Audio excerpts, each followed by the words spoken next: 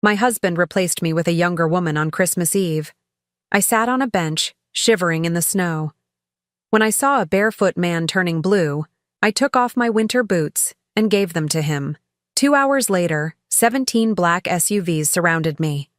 The man stepped out and simply said something that, "I'm glad to have you here. Follow my story until the end and comment the city you're watching from so I can see how far my story has reached. My name is Claudia, and I thought I knew what heartbreak felt like until December 24th, 2024. I had lived through my mother's death, the stress of nursing school, and countless sleepless nights caring for patients who didn't always make it home. But nothing prepared me for the sound of my husband's voice that evening, cold and detached, as he destroyed 28 years of marriage with a few carefully chosen words. "I can't do this anymore, Claudia." Trent stood in our kitchen, still wearing his gray wool coat, snowflakes melting on his shoulders. He hadn't even bothered to take off his shoes. The scent of cinnamon from the apple pie I'd spent all afternoon baking filled the air between us, a cruel contrast to the ice in his voice. I was wiping my hands on a dish towel, the same red and green one we'd used every Christmas since our 2nd year of marriage. "Do what, honey? You just got home. Sit down, let me make you some coffee." He shook his head, and I noticed how his brown hair had more gray now, how the lines around his eyes seemed deeper. At 57, Trent still looked handsome to me, still the man I'd fallen in love with when I was 27 and believed in forever. "I can't pretend anymore," he said, setting his keys on the counter with deliberate precision. "I haven't been happy for a long time." The dish towel slipped from my fingers. Something in his tone made my chest tighten, the same instinct that had served me well during 30 years of nursing, the ability to sense when something was terribly wrong. "What are you talking about? We were planning to open presents tomorrow morning, remember? You said you got me something special this year." My voice sounded strange in my own ears, higher than usual, desperate. Trent looked at me then, really looked at me, and I saw something in his eyes that made my knees weak. Pity. He was looking at me with pity, the way you'd look at a stray dog you couldn't bring yourself to take to the shelter. "There's someone else, Claudia." The words hung in the air like smoke. I gripped the edge of the counter, my fingertips pressing into the cold granite we'd chosen together 3 years ago when we remodeled the kitchen. I'd wanted marble, but Trent said granite was more practical. Practical. Everything in our life had become practical. "Someone else?" I repeated, my voice barely a whisper. "Her name is Jessica. She's—" He paused, running his hand through his hair the way he did when he was nervous. "She's 28. 28. The same age I was when I married him." The realization hit me like a physical blow, stealing the air from my lungs. I sank onto one of the kitchen stools, my legs no longer able to support me. "How long?" I managed to ask. 8 months. 8 months. While I'd been planning our anniversary dinner, while I'd been picking out Christmas presents, while I'd been lying in bed next to him every night, trusting and oblivious. "She makes me feel young again," Trent continued, and I realized he'd prepared this speech. These weren't spontaneous words torn from his heart. They were calculated, rehearsed. "She laughs at my jokes. She wants to try new things, go new places. With you, everything is so what?" I whispered. "Predictable, safe, old. The word lodged itself in my throat like a stone. I thought about my body. 55 years of living etched in lines around my eyes, in the softness of my belly, in the gray I'd started covering with hair dye 2 years ago. I thought about Jessica, 28 and fresh, with smooth skin and bright eyes and a future full of possibilities. "I see." I stood up slowly, surprised by how steady my voice sounded. "When are you leaving?" "Tonight. I've already moved most of my things to her apartment. I just came back to." He gestured vaguely at the house around us, at the Christmas tree we'd decorated together, at the photos on the walls chronicling nearly 3 decades of shared life. "To tell you?" "How considerate of you to wait until Christmas Eve." He had the grace to look uncomfortable. "I wanted to wait until after the holidays, but she said it wasn't fair to either of us to keep pretending." She said, This 28-year-old woman had been making decisions about my marriage, about my life, and I hadn't even known she existed. The house is in both our names, I said, surprised by my own practicality in that moment. We'll need to discuss— Keep it, Trent interrupted. I don't want to fight over things, Claudia. I just want to be happy. Happy. As if happiness was something he could only find by destroying someone else's life. As if our 28 years together had been nothing but misery for him. I walked to the window, looking out at the snow falling steadily on our neighborhood. Every house was decorated with lights, warm yellow glows spilling from windows where families were probably gathered around dinner tables, sharing stories and laughter. I pressed my palm against the cold glass. Did you ever love me? I asked without turning around. The silence stretched so long that I thought he might not answer. Finally, he spoke, and his voice was softer than it had been all evening. I did. But people change, Claudia. I changed. I turned to face him one last time. He was standing by the door, keys in hand, ready to walk out of our life forever. He looked younger somehow, as if the confession had lifted a weight from his shoulders. I hope she makes you happy, Trent. I really do. He blinked, clearly surprised by my response. Maybe he'd expected tears, screaming, begging. A month ago, he might have gotten all of that. But standing there in our kitchen, surrounded by the remnants of a life I'd thought was solid, I felt something unexpected. Relief. Not the sharp, sweet relief of good news, but the quiet relief of finally understanding something that had been confusing you for a long time. Claudia, Go, I said quietly. Just go. After he left, I stood in the kitchen for a long time, listening to the silence. The house felt enormous around me, every room echoing with memories that would never feel the same again. I walked through the living room, past the Christmas tree with presents I'd wrapped so carefully underneath it, past the mantel where our wedding photos smiled down at a marriage that no longer existed. I grabbed my winter coat from the closet, wound my blue wool scarf around my neck, the one my mother had knitted for me before she died, and stepped out into the night. The snow was falling harder now, covering the world in pristine white, erasing everything that had come before. I had nowhere to go and no one to call. Our friends had all been couple friends, and I couldn't bear the thought of explaining what had happened. My sister lived in California, and it was too late to call. I was alone in a way I'd never been before, not even in the days after my mother's funeral. So I walked. Through our neighborhood with its perfect houses and perfect families, past the elementary school where I'd volunteered for years, past the church where Trent and I had been married on a bright June morning when we thought love was enough to last forever. The snow soaked through my boots and my feet began to go numb, but I kept walking. I needed to move, needed to feel something other than the hollow ache in my chest. The streets were empty. Everyone else was home with their families, safe and warm and loved. Eventually, I found myself at Memorial Park, the place where Trent and I used to bring picnics in the early years of our marriage. There was a bench near the pond, half buried in snow, and I brushed it off and sat down. The metal was so cold it burned through my jeans, but I didn't care. I sat there in the falling snow and finally let myself feel the full weight of what had happened. 28 years of marriage, gone. The future I'd planned, erased. The man I'd loved and trusted had been living a double life, and I'd been too trusting or too foolish to see it. But as I sat there, something strange began to happen. Underneath the pain and shock, I felt something else stirring. Something I hadn't felt in years. It took me a moment to recognize what it was. Freedom.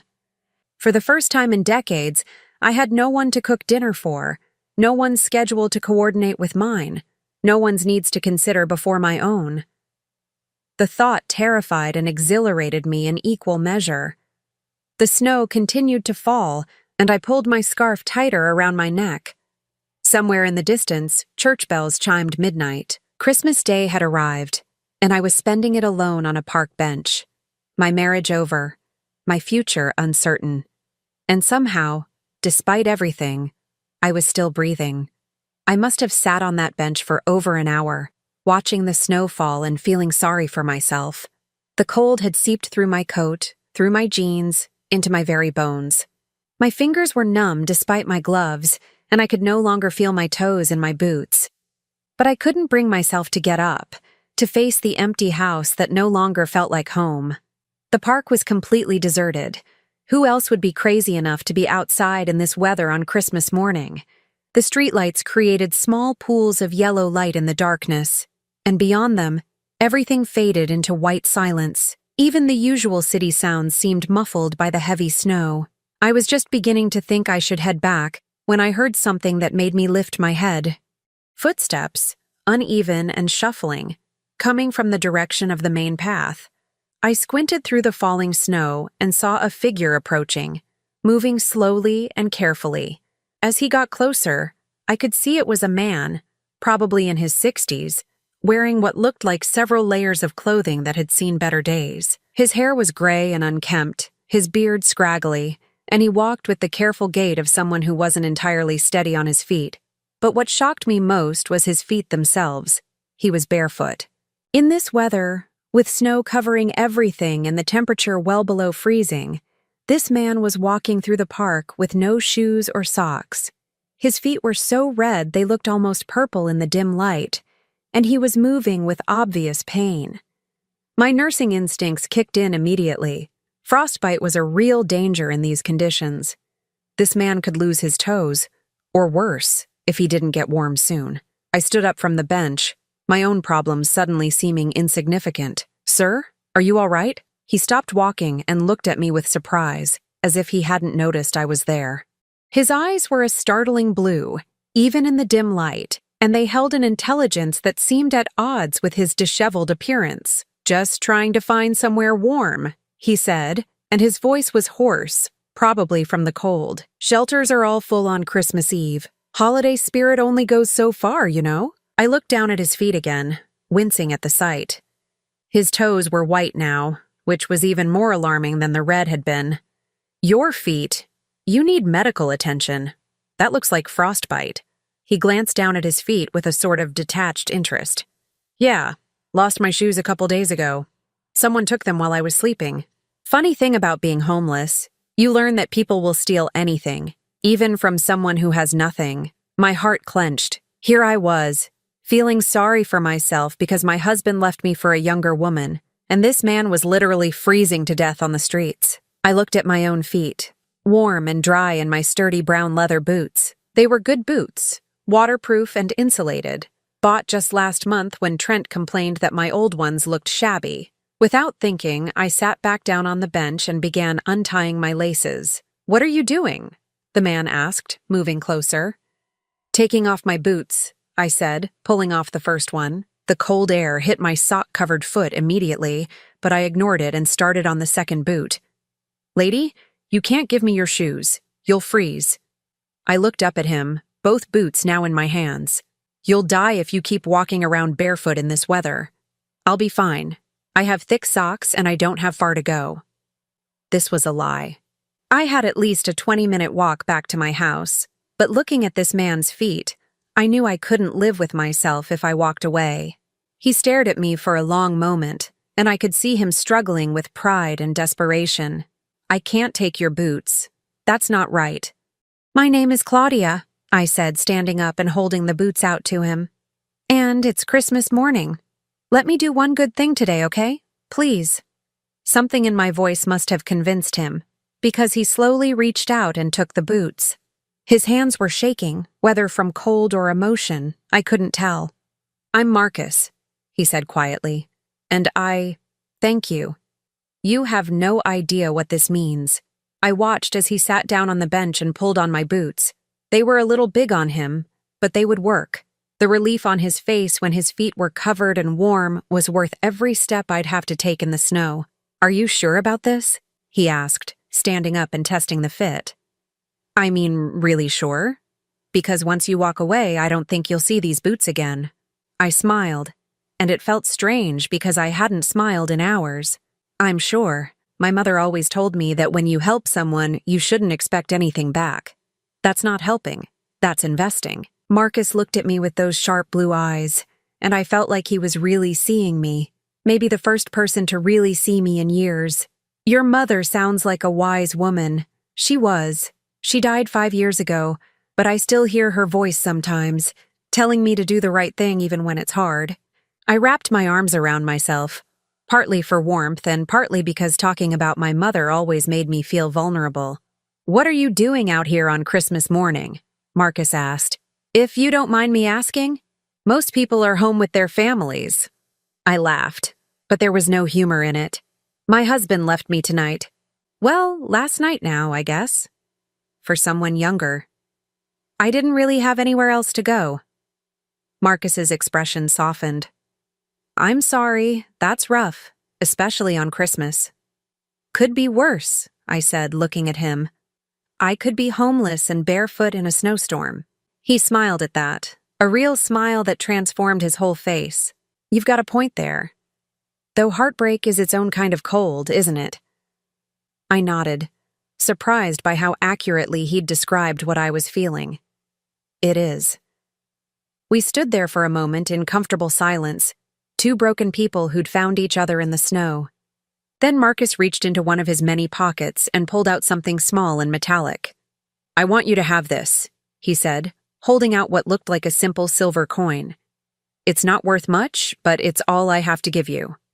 I took the coin, feeling its weight in my palm. It was warm, as if it had been in his pocket for a long time.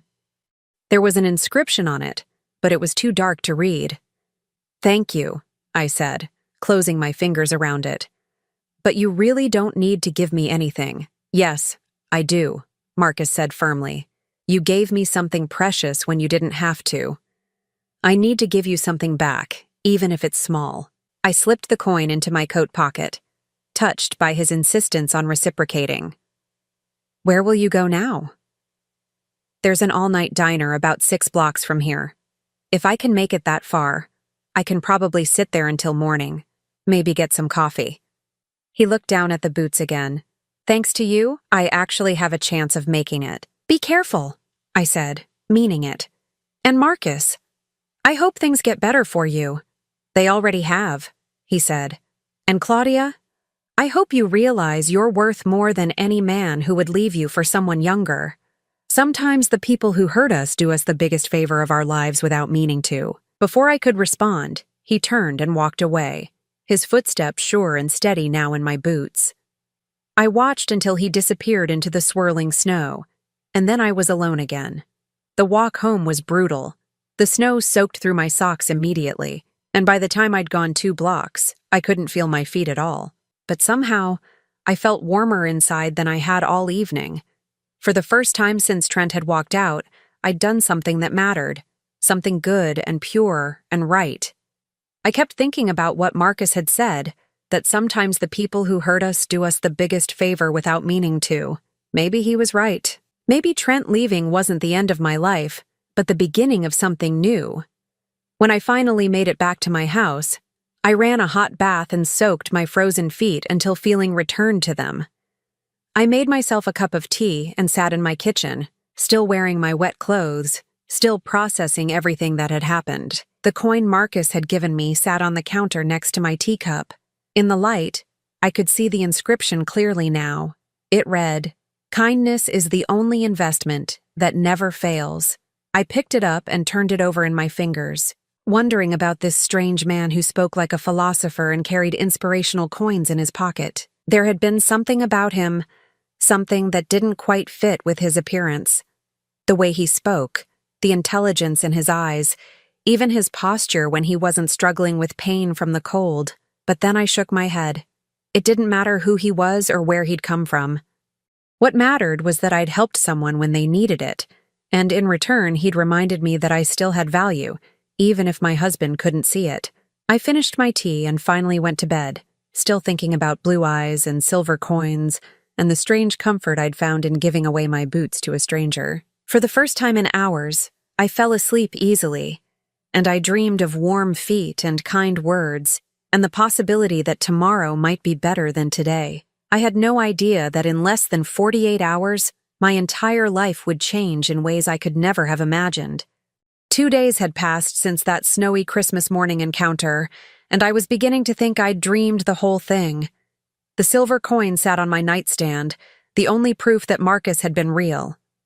I'd spent most of Boxing Day in my pajamas, alternating between crying over my failed marriage and trying to figure out what to do with the rest of my life. The house felt different now that Trent was gone. Not just empty, abandoned. Every room held memories that now felt like lies, and I found myself avoiding the places where we'd been happiest. The kitchen where we used to cook together, the living room where we'd watched movies, our bedroom, which I couldn't bring myself to enter. I'd made myself a nest on the living room couch, surrounding myself with blankets and tissues and the remote control. Daytime television had become my companion, mindless background noise to fill the silence that threatened to swallow me whole. It was just after 2 o'clock in the afternoon when I heard the sound that would change everything. At first, I thought it was thunder, but the rumble was too consistent, too mechanical. I muted the TV and listened more carefully. Car engines. Multiple car engines. I wrapped a blanket around my shoulders and shuffled to the front window, expecting to see maybe a delivery truck or the snowplow making another pass through the neighborhood. Instead, I saw something that made me think I was hallucinating. 17 black SUVs were pulling up to my house in perfect formation, like something out of a movie. They lined both sides of the street, their windows tinted so dark I couldn't see inside. The vehicles were identical, expensive-looking, pristine despite the slushy roads, with license plates I couldn't quite make out from this distance. My first thought was that there had been some kind of mistake. Maybe they were looking for someone else in the neighborhood. Maybe it was some kind of government operation that had nothing to do with me. Then the doors started opening. Men in black suits emerged from each vehicle, moving with military precision. They weren't threatening. They kept their distance from my house, positioning themselves along the street like an honor guard. But their presence was unmistakably intentional. My heart was pounding as I stepped away from the window. This couldn't be about me. I was a 55-year-old retired nurse whose biggest crime was jaywalking. I didn't know anyone important enough to warrant this kind of attention. The doorbell rang, and I nearly jumped out of my skin. I crept back to the window and peered out carefully. A single man stood on my front porch, wearing the same type of black suit as the others, but somehow managing to look less intimidating. He was facing away from me, but something about his posture was familiar. When he turned around, I gasped. It was Marcus. But not the homeless man I'd met in the park. This Marcus was clean-shaven, his gray hair neatly styled, wearing what was obviously an expensive suit. He looked like he'd stepped out of a boardroom rather than off the streets. With trembling hands, I unlocked the front door and opened it just enough to peer out. Marcus? He smiled, the same warm smile I remembered from Christmas morning. Hello, Claudia. May I come in? I think we need to talk. I stared at him, my mind struggling to process what I was seeing. I don't understand. You said you were homeless. I was testing something, he said gently.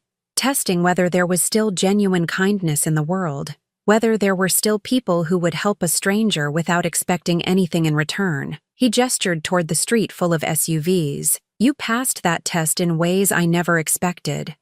I opened the door wider, still clutching my blanket around me like armor. Who are you? Really?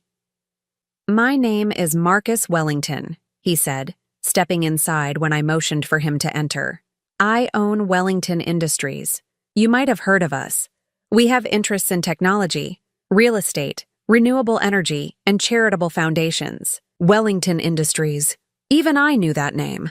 They owned half the skyscrapers in the city and had their fingers in everything from software development to wind farms. The man standing in my living room wasn't just wealthy. He was one of the richest people in the country. You're a billionaire, I said weakly, sinking onto my couch. 3.7 billion, according to the latest estimates, he said with a slight smile.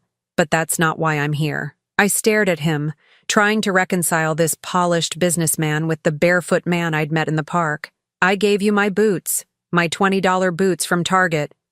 The most valuable gift anyone has given me in years, Marcus said seriously.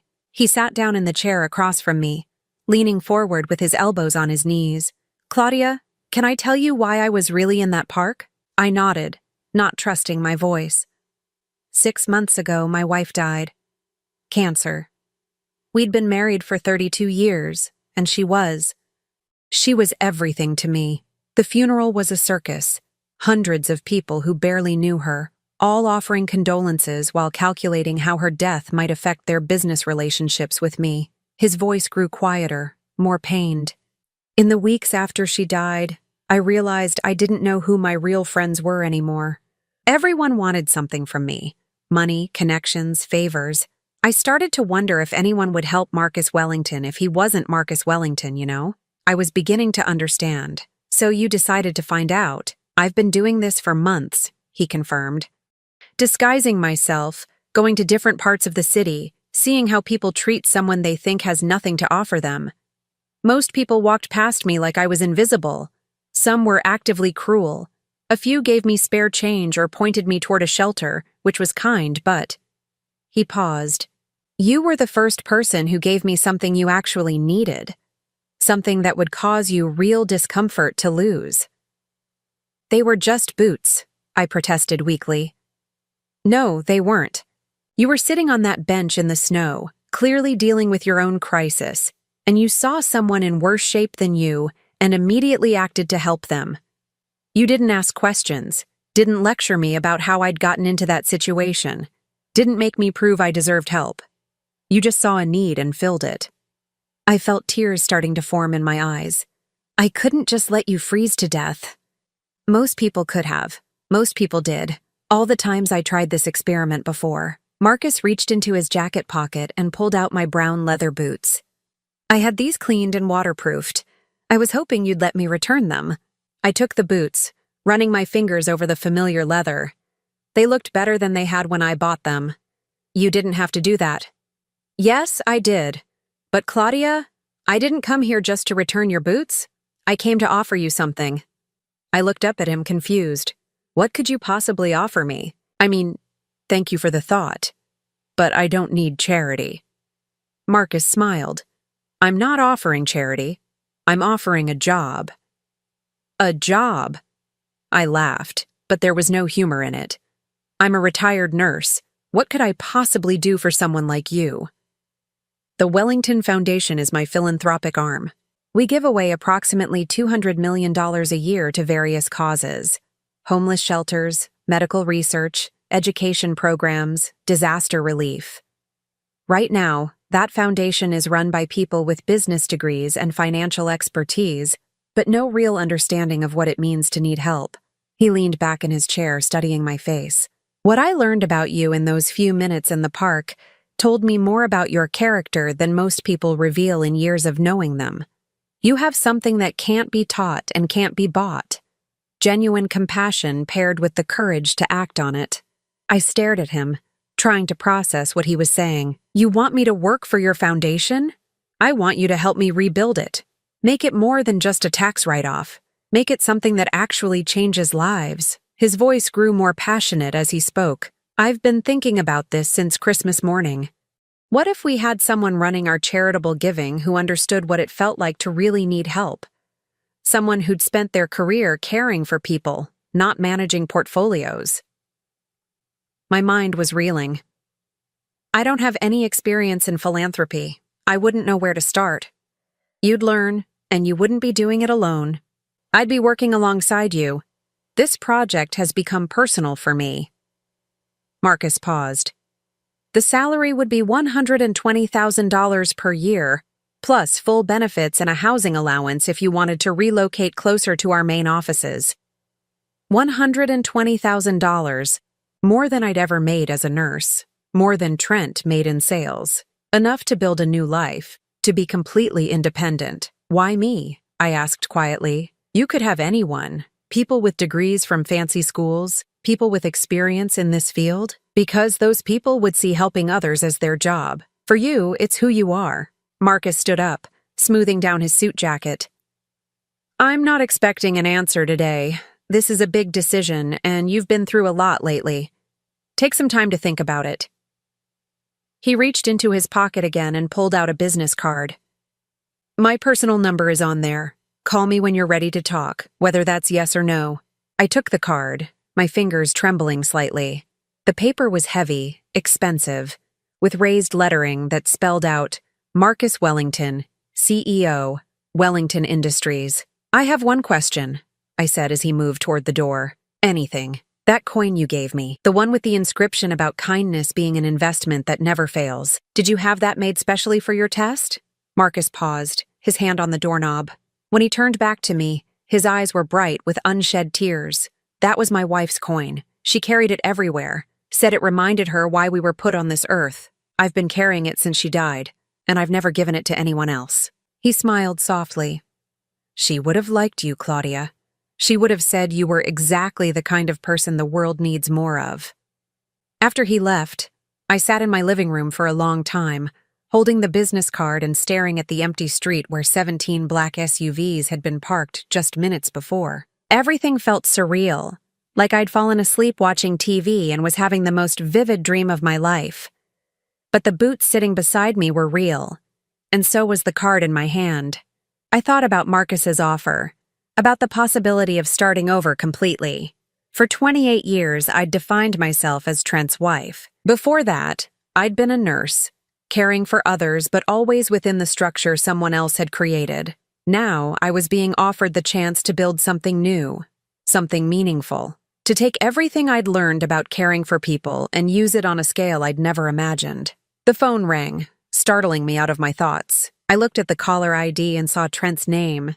My first instinct was to ignore it, but something made me answer. Claudia? His voice sounded strained. I need to talk to you. Can I come over? I looked around my living room, at the blankets and tissues that marked my days of wallowing, at the business card that represented a future I'd never dared to imagine. Actually, Trent, I said, surprised by how calm my voice sounded, I don't think that's a good idea. I'm not ready to talk to you yet. But Claudia, I've been thinking— So have I interrupted. And right now, I need to focus on figuring out what comes next for me, alone. I hung up before he could respond, and for the first time since Christmas Eve, I felt something that might have been the beginning of hope. The business card sat on my kitchen table for 3 days, pristine white against the worn wood surface, like a portal to a life I couldn't quite believe was being offered to me.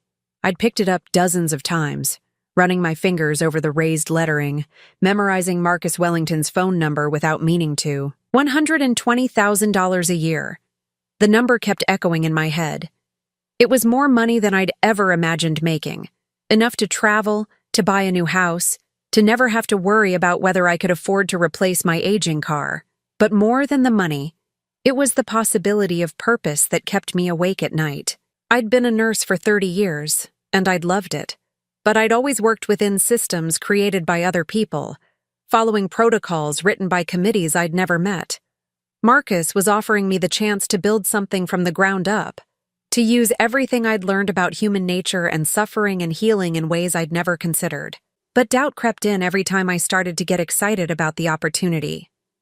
What did I know about running a foundation? What if I failed? What if Marcus realized he'd made a mistake and I embarrassed myself? What if this was all too good to be true?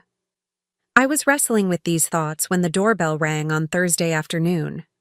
I'd been expecting a grocery delivery, so I opened the door without looking through the peephole first. Trent stood on my porch, holding a bouquet of red roses and wearing the apologetic expression I remembered from the early years of our marriage when he'd forgotten an anniversary or missed an important dinner. Hi, Claudia. You look. He paused, taking in my appearance. I was wearing old jeans and a sweater that had seen better days, my hair pulled back in a messy ponytail. You look tired. I've been better, I said, not moving to let him in. What are you doing here, Trent? I wanted to talk, to explain. He held out the roses. I brought these for you. Your favorites. I stared at the roses, noting that they were actually pink roses that were my favorites, not red. Trent had never been good at details like that, even after 28 years of marriage. I don't think we have anything to talk about. Please, Claudia. Just give me 5 minutes. There are things you need to know about Jessica. About why you what? I interrupted. Why you had an affair for 8 months. Why you waited until Christmas Eve to tell me. Why you threw away nearly 3 decades of marriage for someone half your age? My voice was rising, surprising both of us with its strength. I don't need explanations, Trent. I need you to leave. But he wasn't listening. He was staring past me into the house, his eyes widening as he took in the changes I'd made over the past few days. I'd rearranged the living room, moving his favorite chair into the garage and replacing it with a small desk where I'd been doing research on the Wellington Foundation. Books about nonprofit management and philanthropic strategy were scattered across the coffee table. "What's all this?" he asked, stepping closer to the doorway. "It's none of your business," I said, but I could see his salesman instincts kicking in, the way they always did when he sensed an opportunity or a threat. "Are you going back to school, Claudia? You're 55 years old. Don't you think you're a little old to be starting over?" The words hit me like a slap, a little old to be starting over. Just like Marcus had said in the park, sometimes the people who hurt us do us the biggest favor without meaning to. Hearing Trent's casual dismissal of my potential crystallized something inside me.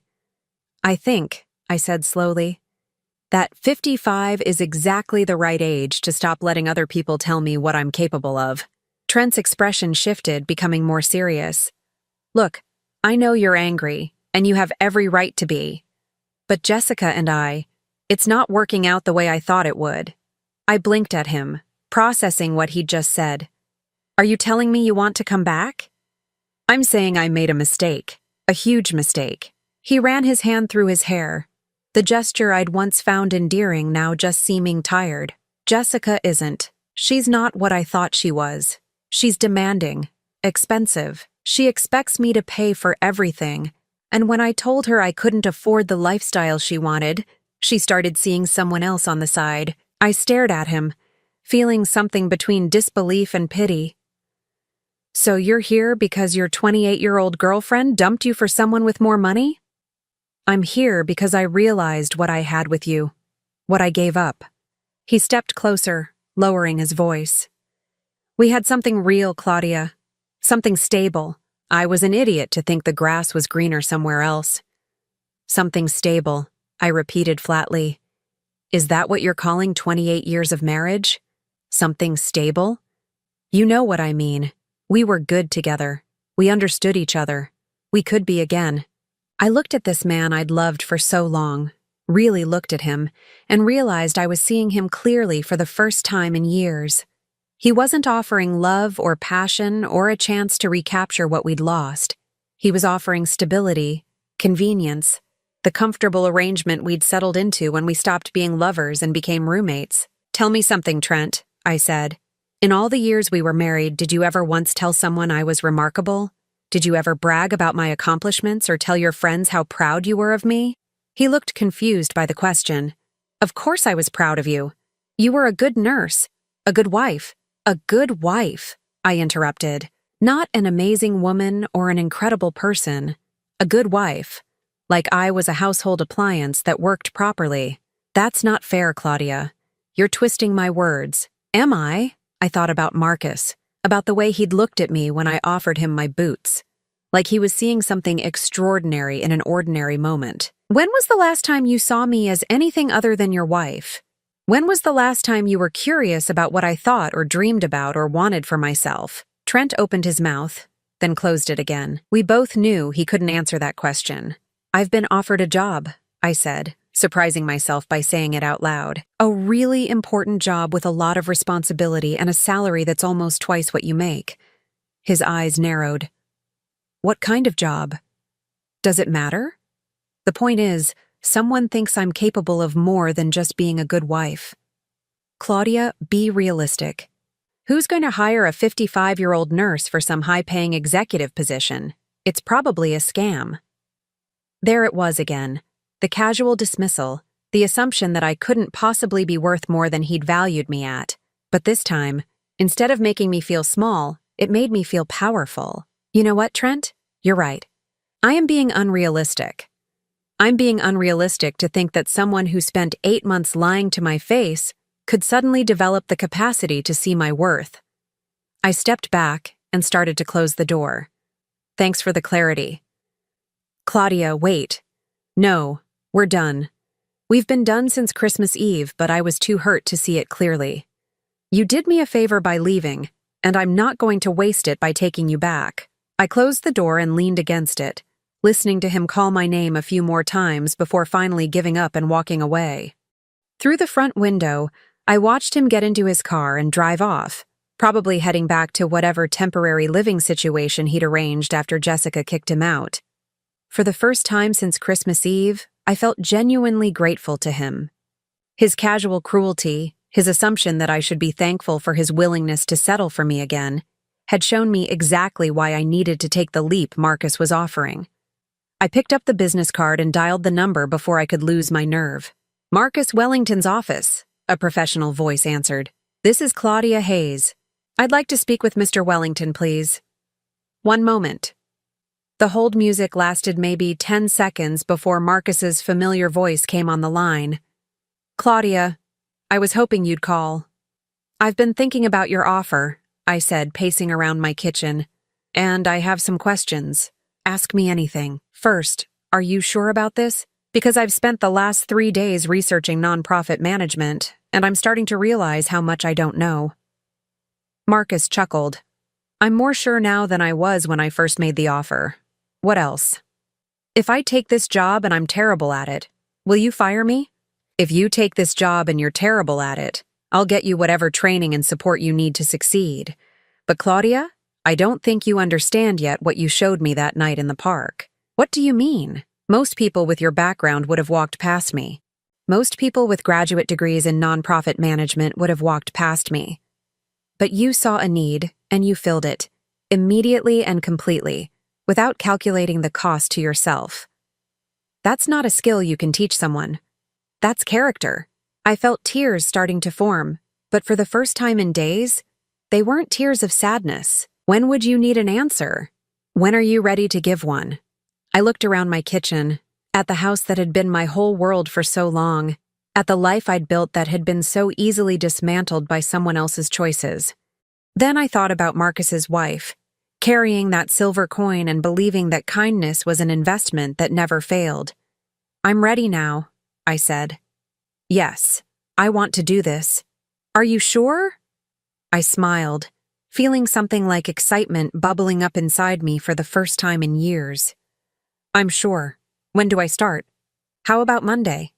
I'll have my assistant send you all the details, but plan on spending the first week just getting oriented, learning about our current programs, meeting the staff, understanding how everything works." "Okay, Marcus?" "Yes, thank you. For seeing something in me that I didn't even know was there." "Thank you," he said quietly, "for reminding me that there are still people in the world worth trusting." After I hung up, I sat in my kitchen for a long time, looking at the roses Trent had left on my porch step. They were already wilting in the cold, their petals brown at the edges. But through my window, I could see the first hints of spring in the trees, tiny buds that would soon burst into new life. I had a choice to make about those roses. I could bring them inside, try to revive them, pretend they were still beautiful, or I could leave them where they were and focus on what was coming next. I left them on the porch and went inside to start planning my new life. Monday morning arrived gray and drizzling, but I felt more energized than I had in months. I stood in front of my closet, staring at clothes that suddenly seemed to belong to someone else. The conservative blouses and cardigan sets I'd worn to church functions and dinner parties with Trent's colleagues felt like costumes from a play I no longer wanted to be in. Instead, I chose a navy blue dress I'd bought years ago but never worn because Trent said it was too bold for a woman my age. Looking at myself in the mirror, I realized it wasn't too bold at all. It was exactly right for the woman I was becoming. The Wellington Foundation occupied the top 3 floors of a gleaming downtown tower, all glass and steel and views that stretched to the horizon. As the elevator carried me up to the 32nd floor, I felt my stomach flutter with nerves and excitement in equal measure. "Mrs. Hayes?" A young woman with kind eyes and a warm smile approached as soon as the elevator doors opened. "I'm Sarah Chen, Mr. Wellington's assistant. He's waiting for you in the conference room." I followed her through hallways lined with photographs of projects the foundation had funded. A children's hospital in Guatemala, a scholarship program for inner-city students, a water purification system in rural Africa. Each image told a story of lives changed, hope restored, futures made possible. Marcus was standing by a wall of windows when I entered the conference room, his hands clasped behind his back as he gazed out at the city below. He turned when he heard me come in, and his face lit up with a genuine smile. "Claudia, you look wonderful. Ready for your first day?" "As ready as someone can be when they're not entirely sure what they're getting into," I admitted. He laughed. "Honesty. I like that. Come, let me show you what we're working with." The next 4 hours were a whirlwind of information. Marcus introduced me to the foundation's staff, 12 dedicated people who managed everything from grant applications to program monitoring to financial oversight. They were polite, but clearly skeptical about this middle-aged nurse who'd somehow landed a senior position without any relevant experience. "Our current approach is very reactive," explained Janet Morrison, the interim director who'd been running things since the previous director left 6 months earlier. "We receive applications, review them against our criteria, and either approve or deny funding. It's efficient, but impersonal," I finished, thinking about all the times I'd dealt with insurance companies and hospital administrators who treated patients as claim numbers rather than human beings. Janet nodded, looking surprised. "Exactly. We rarely have direct contact with the people we're supposedly helping." Marcus leaned forward in his chair. "That's one of the things I'd like to change. I want us to be more involved, more connected to the actual impact of our work." Over lunch, Marcus and I sat alone in his office while he explained his vision more fully. "My wife used to say that charity without relationship is just guilt management. Rich people writing checks to feel better about their wealth without actually understanding or addressing the root causes of suffering." "She sounds like she was a remarkable woman," I said, remembering the silver coin that now sat on my dresser at home. "She was. She grew up poor, worked her way through college, became a social worker. She never let me forget that privilege comes with responsibility, but also that responsibility without compassion is just bureaucracy." I thought about my own experiences with bureaucracy during my nursing career. The times I'd watched patients suffer because someone in an office somewhere had decided their needs didn't fit the right category. What if we started visiting the organizations we fund? Not just the big, established ones, but the small grassroots groups that are doing work, but don't have the resources to write impressive grant applications. Marcus's eyes lit up. "Tell me more about that." "Well, I've seen how the system works in hospitals. The programs that get funding are the ones with the best marketing, not necessarily the ones doing the most good. What if we went out and looked for the people who are making a difference but don't have the connections or the fancy presentations?" "Field research," Marcus mused. "Direct observation. I love it." We spent the rest of the afternoon sketching out ideas for a more hands-on approach to philanthropy. By the time 5 o'clock arrived, I felt like I'd found something I'd been searching for my entire life without knowing it. The week continued in much the same way. Each day brought new challenges, new learning opportunities, new ways of thinking about how wealth could be used to create meaningful change. The foundation staff, initially wary, began to warm up to me as they saw that I was genuinely interested in their expertise and willing to admit what I didn't know. It was Friday afternoon when my old life came calling. I was in my temporary office, reviewing applications for medical equipment grants, when Sarah knocked on my doorframe. "Mrs. Hayes? There's a man here to see you. He says he's your husband." My stomach clenched. "Thank you, Sarah. Please tell him I'll be right there." Trent was waiting in the reception area, looking uncomfortable and out of place among the foundation's modern furnishings. He'd dressed up for the occasion, wearing his best suit and the tie I'd bought him for his last birthday. But he still managed to look shabby compared to the understated elegance around him. "Hello, Trent," I said, keeping my voice neutral. "What are you doing here?"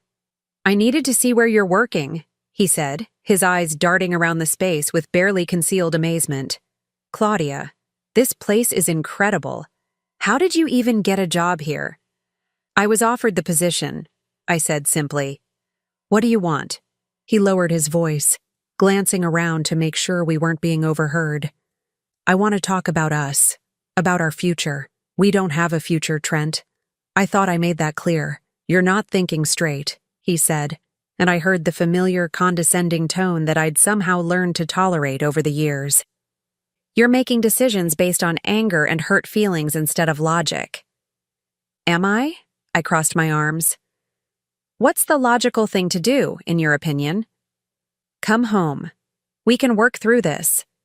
Marriage is about forgiveness, about giving people second chances." He gestured around the reception area. "This job, this whole thing, it's not real, Claudia. You're playing dress-up in someone else's world." Before I could respond, Marcus appeared from the direction of the elevators. He took in the scene quickly, my tense posture, Trent's aggressive stance, the uncomfortable silence that had fallen over the reception area. "Is everything all right here?" he asked, his voice polite but carrying an undertone of authority that made Trent take a step back. "Marcus Wellington," I said, grateful for the interruption. "This is my ex-husband, Trent Hayes. Trent, this is Mr. Wellington, the CEO of Wellington Industries and the founder of this foundation." I watched Trent's face change as the name registered. His eyes widened, then narrowed, as if he was trying to solve a puzzle that didn't make sense. "Mr. Wellington," Trent said, extending his hand with the forced enthusiasm of a salesman. "It's an honor to meet you. I have to say, I'm impressed by what you've built here." Marcus shook his hand briefly, then stepped closer to me. "Claudia has been an invaluable addition to our team this week. We're very fortunate to have someone with her wisdom and compassion leading our new community outreach initiative." "Community outreach," Trent repeated, his tone making it sound like something distasteful. "That's interesting. Claudia always did have a soft spot for lost causes." The words hung in the air like a challenge. I felt my face flush with embarrassment and anger, but before I could respond, Marcus spoke. "I've found that the people who dismiss compassion as weakness are usually the ones who've never had the courage to practice it themselves," he said calmly. "If you'll excuse us, Claudia and I have a meeting to attend." He placed a gentle hand on my elbow, guiding me toward the elevators. As we waited for the doors to open, I could feel Trent's eyes boring into my back. "Claudia?" Trent called out, his voice carrying a note of desperation I'd never heard before. "This won't last. These people don't really know you like I do. When they figure out who you really are, you'll come crawling back." The elevator doors opened, and Marcus and I stepped inside. As they closed, cutting off Trent's angry face, I realized I was shaking. "Are you all right?" Marcus asked gently. "I think so. I'm sorry about that. He had no right to come here." "Don't apologize. But can I ask you something?" I nodded. "Is that really how he sees you? As someone who wastes time on lost causes?"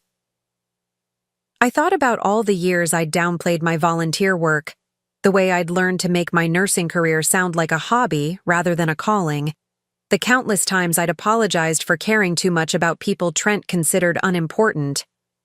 He always said I was too emotional, too invested in other people's problems. He thought it made me naive. Marcus was quiet for a moment as the elevator rose toward his office. When he spoke, his voice was thoughtful. "My wife used to tell me that the world has two kinds of people, those who see suffering and turn away, and those who see suffering and step toward it. She said the first group runs the world, but the second group saves it." The elevator doors opened, and as we walked toward his office, Marcus continued, "What your ex-husband calls naivety, I call courage. What he sees as weakness, I see as strength. He's wrong about you, Claudia. And more importantly, he's wrong about what matters in this world." That evening, I drove home through the city lights, thinking about the week I'd just completed. 5 days ago, I'd been a discarded wife with no clear future. Tonight, I was the director of community outreach for one of the largest charitable foundations in the country, with a salary that would let me build whatever life I wanted. But more than that, I was working with someone who valued the same things I did, who saw my compassion as an asset rather than a weakness. As I pulled into my driveway, I noticed that the roses Trent had left on my porch were completely dead now, their petals scattered by the wind. But in my garden, the daffodils I'd planted last fall were beginning to push through the soil, bright green shoots reaching toward the spring sun. I gathered up the dead roses and threw them in the trash, then went inside to call my sister in California and tell her about my new life. For the first time in months, I had good news to share. 6 months later, I stood in front of the bathroom mirror in my new apartment, adjusting the silver necklace that had become my signature piece, the one Marcus had given me after our first major foundation success. The woman looking back at me was someone I barely recognized from that snowy Christmas morning when my world fell apart. My hair was shorter now, cut in a style that actually flattered my face instead of hiding it. I'd learned to wear makeup that enhanced rather than concealed, and my clothes reflected confidence rather than the desire to be invisible. But the biggest change wasn't physical. It was in my eyes. They held a light that hadn't been there for years. Today marked our foundation's most ambitious project launch yet, the Second Chances Community Center in the neighborhood where I'd first met Marcus. It was fitting somehow that we were returning to the place where both of our lives had changed forever. The past 6 months had been a whirlwind of learning, growing, and discovering capabilities I'd never known I possessed. Our new approach to philanthropy, getting out of the office and into the communities we served, had revolutionized the way Wellington Foundation operated. Instead of waiting for grant applications to come to us, we actively sought out grassroots organizations that were making a difference but lacked resources. I'd traveled to inner-city schools where teachers were buying supplies with their own money, visited homeless shelters run by volunteers who'd once been homeless themselves, and met with community leaders who were fighting food deserts with urban gardens and neighborhood markets. Each visit had taught me something new about resilience, about the power of people to lift themselves up when given just a little support. The Foundation's impact has increased by 300% since we implemented your community-first model, Marcus had told me just last week, showing me the latest reports. But more importantly, we're actually seeing lives change. Real, measurable change. Today's grand opening was the culmination of everything we'd learned. The Second Chances Community Center would provide job training, childcare, addiction counseling, and educational programs all under one roof. But more than that, it would be a place where people could find dignity and hope, regardless of their circumstances. As I drove to the event, I thought about how different this drive was from that terrible Christmas Eve journey 6 months ago. Then, I'd been fleeing heartbreak with no destination in mind. Now, I was heading toward something I'd helped create, something that would outlast me and make the world a little bit better. The center was buzzing with activity when I arrived. Local news crews were setting up their equipment, community members were touring the facilities, and children were already using the new playground equipment we'd installed in the courtyard. I found Marcus near the main entrance, talking with the center's director, a woman named Rosa who'd been born in this neighborhood and had worked her way through college before returning to help others do the same. When he saw me approaching, his face lit up with the warm smile I'd come to cherish. "There she is," he said, reaching out to squeeze my hand. "The woman who made all this possible." "We made this possible," I corrected, but I felt a flush of pride at his words. Rosa hugged me tightly. "Mrs. Hayes, I can't thank you enough. When you came to visit our little program 6 months ago, we were operating out of someone's basement with a budget of $500 a month. Now look at this place." I looked around at the bright, welcoming space, the computer lab where people could learn new skills, the childcare center where working parents could leave their children safely, the meeting rooms where support groups would gather. It was everything we'd dreamed of and more. "You were already changing lives, Rosa. We just gave you a bigger space to do it in." The dedication ceremony was simple but moving. Marcus gave a speech about the importance of investing in communities rather than just programs. Rosa spoke about the transformative power of having people believe in you. And I found myself talking about second chances, about how sometimes the worst thing that happens to you can become the doorway to the best thing. 6 months ago, I told the gathered crowd, I thought my life was over. I thought I was too old, too ordinary, too set in my ways to start again. But I learned something important. It's never too late to discover who you're meant to be. As I spoke, I caught sight of a familiar figure at the back of the crowd. Trent was standing near the parking lot, partially hidden behind a news van. Our eyes met for a moment, and I saw something in his expression I'd never seen before. Respect, and maybe, just maybe, a hint of regret. After the ceremony, as people mingled and children played, I found myself standing in the courtyard garden, admiring the vegetables and flowers that community volunteers had planted. The space reminded me of my mother's garden, where she'd taught me that nurturing small things could yield big results. Beautiful, isn't it? Marcus appeared beside me, holding 2 cups of coffee from the center's new cafe. It's perfect, I said, accepting the coffee gratefully. Your wife would have loved this place. Marcus nodded, his expression growing thoughtful. She would have loved you. The way you've transformed this foundation, the way you see possibilities where others see problems. He paused, seeming to gather his courage. Claudia, there's something I've been wanting to tell you. I looked at him, noting the nervous energy that seemed so unlike his usual composed demeanor. These past 6 months working alongside you have been the happiest I've been since Elizabeth died. You've helped me remember that there's still beauty in the world, still reasons to hope.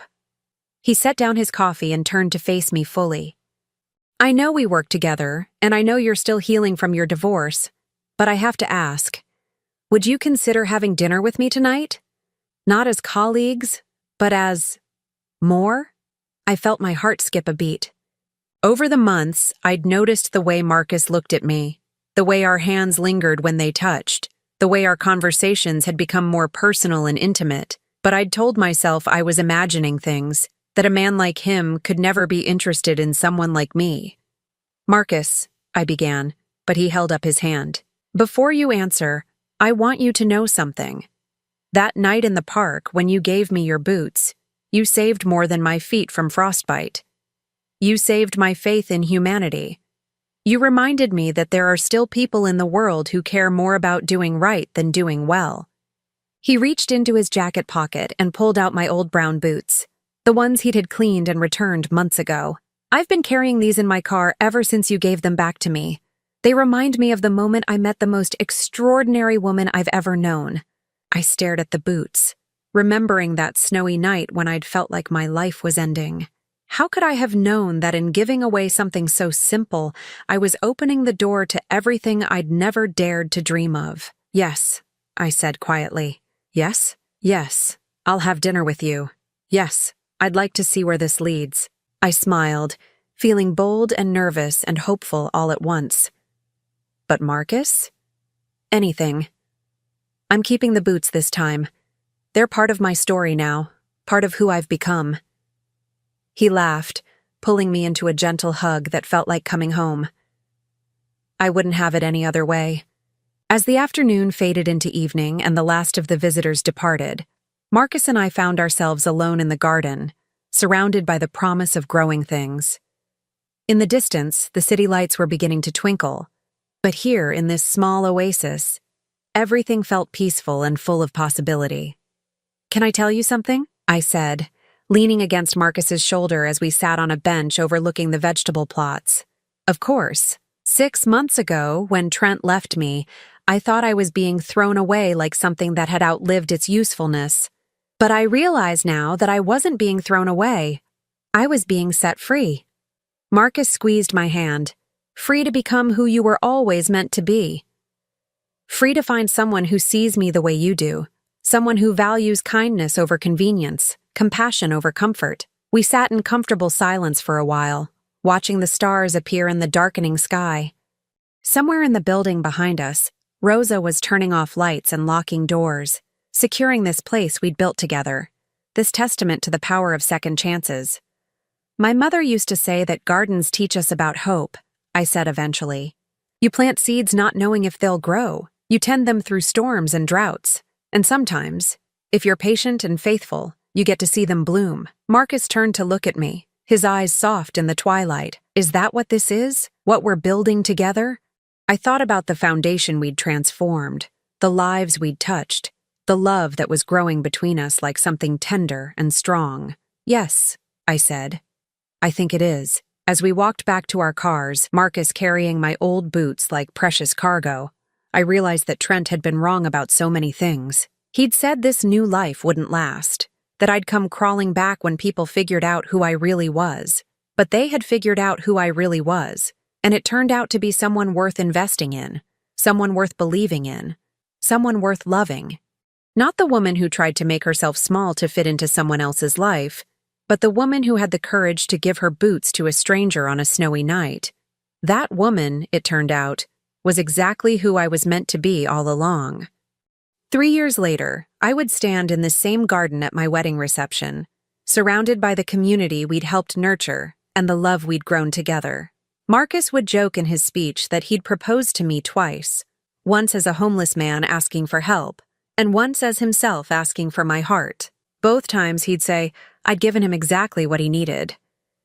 But that night, as I drove home to the life I'd built for myself, I knew the truth. In giving him what he needed, I'd finally found what I needed too. Not someone to complete me, but someone to grow alongside.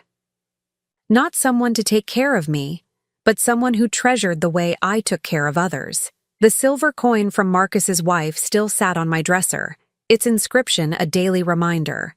Kindness is the only investment that never fails. Looking back, I could see that every act of kindness, from the boots I'd given a stranger to the foundation we'd built together, had returned to me multiplied, transformed into something more beautiful than I could have imagined. Sometimes the end of one story is just the beginning of another. Sometimes the worst day of your life is the first day of your real life. Sometimes, if you're very lucky and very brave, giving away your boots to a stranger in the snow can lead you to exactly where you belong. Now, I'm curious about you who listened to my story. What would you do if you were in my place? Have you ever been through something similar? Comment below. And meanwhile, I'm leaving on the final screen 2 other stories that are channel favorites, and they will definitely surprise you. Thank you for watching until here.